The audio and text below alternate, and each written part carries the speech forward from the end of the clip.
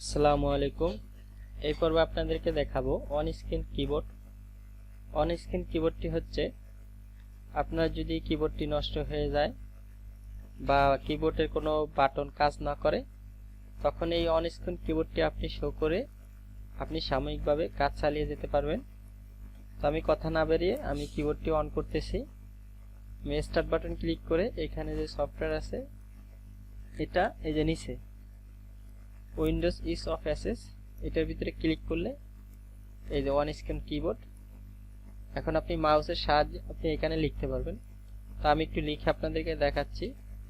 নোটপ্যাডটি open করলাম। এখন আপনি চাইলে যেমন আমি একটু লিখতেছি BANGLA বাংলা, এন্টার দিলাম। এখানে মোটামুটি আপনার কিবোর্ডের সবকিছুই আছে, উপর দিয়ে কয়েকটি বাটন নেই। তো আপনার সাময়িকভাবে যে কাজগুলো প্রয়োজন হয়, যেমন কিবোর্ডের দিয়ে একটা বাটন কাজ করে না বা কিবোর্ড সাময়িকভাবে নষ্ট হয়ে যায়, তখন হয়তো বা প্রবলেম পড়ে যায়, তখন আপনি এই স্ক্রিন কিবোর্ডটি অন করে সাময়িকভাবে কাজ চালিয়ে যেতে পারবেন। বা আপনি যদি চান যে মাইক্রোসফট ওয়ার্ডে কিছু লিখতে, সেটা আপনি এটা আমি মিনিমাইজ করে রাখতেছি। মাইক্রোসফট ওয়ার্ডটি ওপেন করতেছি। এখন আমি এটি ওপেন করে আপনি চাইলে এখানেও লিখতে পারবেন।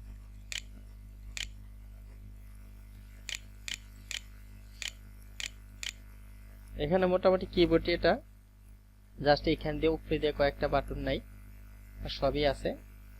আপনি কিবোর্ডের মতন এখানে মাউস দিয়ে লিখতে পারবেন। বা আপনি যদি চান এখানে যে একটা ফোল্ডার করে ফোল্ডারের নাম লিখতে, ফোল্ডার ক্রিয়েট হয়ে গেছে। এখন আপনি এটাকে এই যে নাম লিখতে পারেন। তো এই পর্যন্তই ছিল ভিডিও।